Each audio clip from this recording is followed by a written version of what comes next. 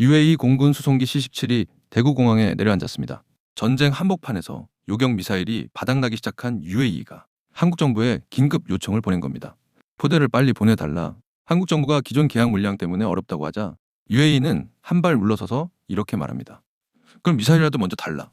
이 한마디가 지금 세계 방산 시장에서 벌어지고 있는 구조 변화를 가장 선명하게 보여주는 장면입니다. 경제를 움직이는 신호, 숫자보다 흐름을, 뉴스보다 맥락을 보는 시그널로믹스입니다. 오늘 영상에서는 세 가지를 풀어보겠습니다. 첫째, 천궁2의 실전 성과가 왜 단순한 무기 자랑이 아니라 방산 시장의 권력 이동 신호인지.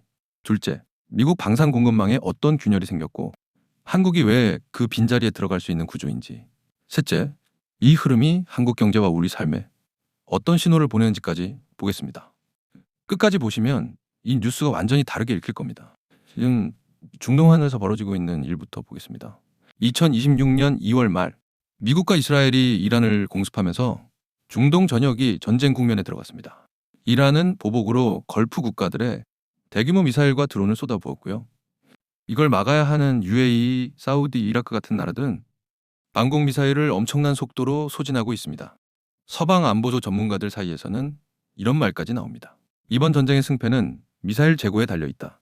하루에 수십 발씩 요격 미사일이 사라지는 상황에서 누가 더 빨리, 더 싸게, 더 안정적으로 미사일을 공급할 수 있느냐, 이게 전쟁의 판을 가르고 있는 겁니다. 그리고 바로 이 한복판에서 한국산 천궁2가 이름을 올렸습니다.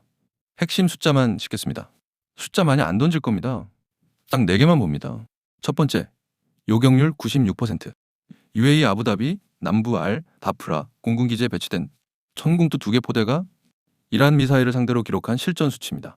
미사일 요격률 96%, 드론 요격률 93%. 이건 미국 패트리엇조차 실전에서 달성하기 어려운 수치라는 게 업계의 평가예요. 두 번째, 가격은 패트리엇의 3분의 1. 패트리엇 요격탄 한 발이 약 50억 원입니다. 천궁2는 그 3분의 1 수준이에요. 성능은 동급이거나 그 이상인데 가격은 3분의 1. 전쟁 상황에서 이건 치명적인 경쟁력이 됩니다. 왜냐하면 미사일은 한 발 쏘면 사라지는 소모품이거든요. 싸게 많이 쏠 수 있다는 건 전쟁을 더 오래 버틸 수 있다는 뜻입니다. 세 번째, 중동 3개국 수출 계약 12조 원. UAE 4조 1천억, 사우디 4조 2,500억, 이라크 3조 7천억. 불과 몇 년 사이에 중동 핵심 3개국에서만 12조 원이 넘는 계약이 체결됐습니다. 한국 방산 역사상 단일 유도무기 수출로는 최대 규모입니다. 네 번째, 중동 방산 시장 규모 연간 40조 원. 노후 전차 교체, 장갑차 현대화, 방공 시스템 업그레이드까지 합치면 앞으로 수십조 원 규모의 수주 사이클이 열립니다. 숫자 하나만 기억하셔도 됩니다. 96%와 3분의 1 성능은 최정상인데 가격은 파격. 이 두 숫자가 지금 중동 방산 시장의 판을 뒤집고 있습니다. 근데 여기서 진짜 중요한 건 천궁2가 잘 맞았다는 뉴스 자체가 아닙니다. 이거 단순한 무기, 성능 뉴스로 보면 반밖에 못 본 겁니다. 진짜 핵심은 이겁니다. 지금 세계 방산 시장에서 공급자의 권력이 이동하고 있다는 것. 그리고 한국이 그 이동의 한가운데 서 있다는 것. 왜 그런지 구조를 뜯어보겠습니다. 방산 시장은 일반 시장과 완전히 다릅니다. 무기를 사는 나라는 한번 선택하면 수십 년을 그 책에 묶여요. 정비, 부품, 업그레이드 전부 그 나라에 의존하게 되거든요. 그래서 미국산 무기를 쓰는 나라는 미국에서 벗어나기가 거의 불가능했습니다. 이게 지난 70년간 미국이 방산 시장을 지배한 구조예요. 지난해 기준으로 전 세계 무기 수출에서 미국 점유율이 42%입니다. 압도적이죠. 그런데 지금 이 구조에 균열이 생겼습니다. 세 가지 이유 때문입니다. 첫째, 미국의 공급 병목, 우크라이나 전쟁에 이어 이란 전쟁까지 터지면서 미국 방산업체들은 이미 2에서 3년치 생산 물량이 밀려 있는 상태입니다. 대만에 인도되지 못한 무기, 납품 적체액만 약 25조 원이에요. 그중 절반 이상이 고체 로켓 모터 부족으로 생산이 지연된 미사일과 방공 무기 체계입니다. 미국 의회에서도 경고가 나왔어요. 지금 미군이 러시아와 중국을 동시에 억제할 준비가 안 되어 있을 수 있다. 쉽게 말해 미국이 자기 전쟁에 무기를 쏟아붓느라 동맹국 물량을 댈 여력이 없는 겁니다. 나토 전직 고위 관료가 한 말이 있어요.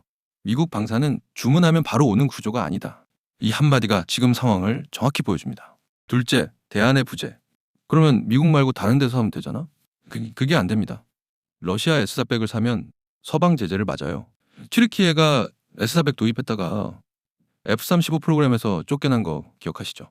이스라엘 무기는 종교적, 정치적 이유로 아랍 국가가 도입하기 어렵습니다. 중국 무기는 아직 실전 검증도 안 됐고 신뢰가 부족해요. 유럽 무기는 비싸고 납기가 느립니다. 이걸 다 빼고 나면 남는 선택지가 거의 없어요. 셋째, 한국만의 조합, 가성비, 빠른 납기, 기술 이전 패키지, 그리고 이번에 확보한 실전 검증. 이 네 가지를 동시에 갖춘 나라가 지금 세계에서 한국 말고는 사실상 없습니다. 한 업계 관계자 말이 정확해요. 정치 리스크 없는 유일한 고성능 무기 공급국. 그게 지금 한국의 포지션입니다. 미국은 비싸고 느리고, 러시아는 제재당하고, 이스라엘은 정치적으로 안 되고, 유럽은 느리고 비싸고, 이 구조적 공백이 한국을 밀어올린 겁니다. 정리하면 이렇습니다.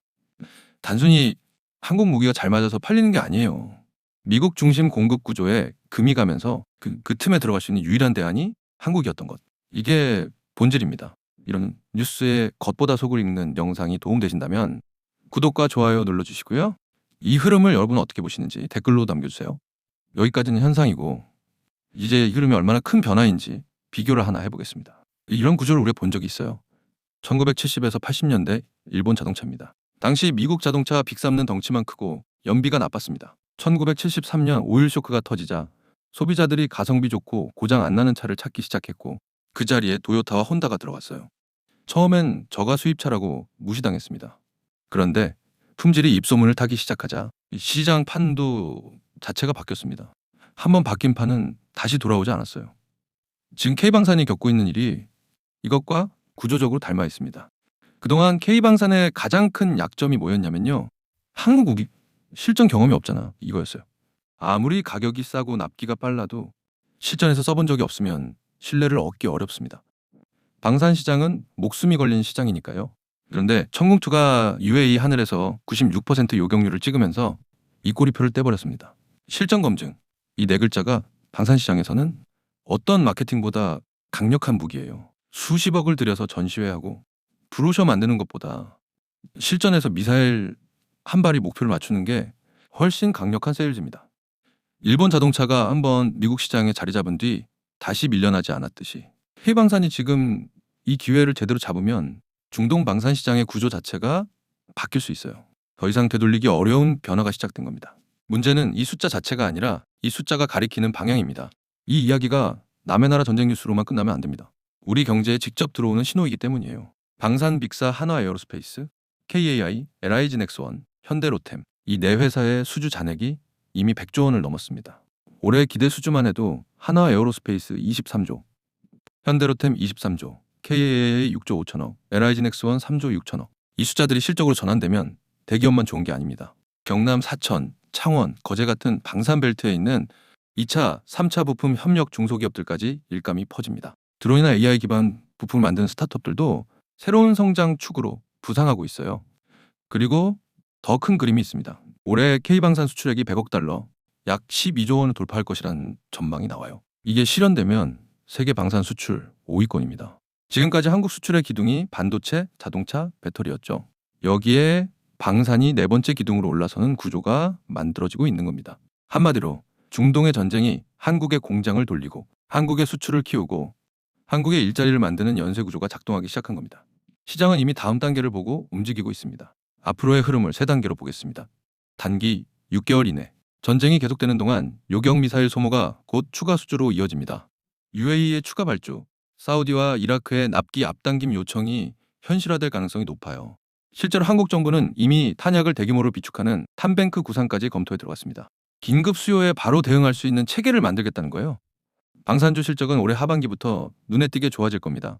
중기 1년에서 3년 전쟁 종식후가 진짜 시작이에요. 중동 국가들이 전쟁에서 소진된 무기를 교체하고 방공 시스템을 현대화하는 대규모 사이클이 열립니다. 지금까지 청궁투를 도입하지 않았던 카타르, 오만 같은 걸프 국가들도 신규 도입을 검토할 겁니다. 수십조 원 규모의 수주 물결이 예상돼요. 한화에어로스페이스가 리야드에 중동 총괄법인을 세운 것, 현대로템이 UAE, 이라크와 전차 수출 협상을 진행하는 것, 이런 현지화 전략이 여기서 빛을 발하게 됩니다. 장기 3년에서 10년, 여기가 진짜 큰 그림입니다. K방산의 위상 자체가 바뀝니다. 단순한 무기 수출국이 아니라 글로벌 군수 공급망의 핵심 축으로 이동하는 거예요. 유럽에선 이미 천무다연장 로켓 미사일 생산 라인을 폴란드에 설치하는 논의가 진행 중이에요. 한국에서 만들어 수출하는 게 아니라 유럽 안에서 한국 기술 기반 무기가 생산되는 구조로 바뀌는 겁니다. 여기에 KF-21 전투기의 중동 수출 가능성까지 열리면 한국은 전차, 자주포, 방공체계, 전투기까지 풀 라인업을 갖춘 세계의 5대 방산 수출국으로 올라서게 됩니다. 국제 군사 전문가들이 이걸 이렇게 표현합니다. 러시아 무기가 빠져나간 자리를 한국이 채우고 있다. 다만 리스크도 짚어야 합니다. 미국이 일본과 미사일 공동 개발에 합의하면서 장기적으로 한국의 공급 공백 메꾸기 역할이 약화될 수 있다는 우려도 나옵니다. K방산이 지금의 기회를 구조적 입지로 그치려면 단순히 장비를 팔고 끝내는 게 아니라 기술 이전과 현지 생산까지 포함한 패키지 전략이 필수예요.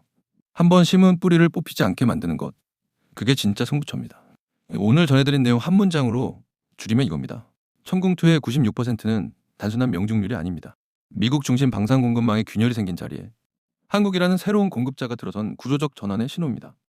전쟁은 끔찍한 일입니다. 하지만 전쟁이 만든 시장의 틈새는 냉정하게 읽어야 합니다.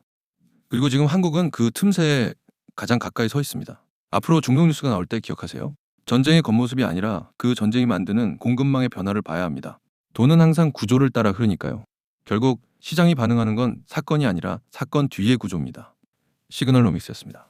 이런 구조 해설이 도움되셨다면 구독과 좋아요 한 번씩만 눌러주세요. 이 채널이 계속 여러분보다 한 발 먼저 신호를 읽어드리겠습니다. 그리고 여러분은 K방산의 다음 판을 어떻게 보시는지 댓글로도 꼭 남겨주세요. 같이 읽으면 더 넓게 보입니다. 다음 영상에서 또 뵙겠습니다.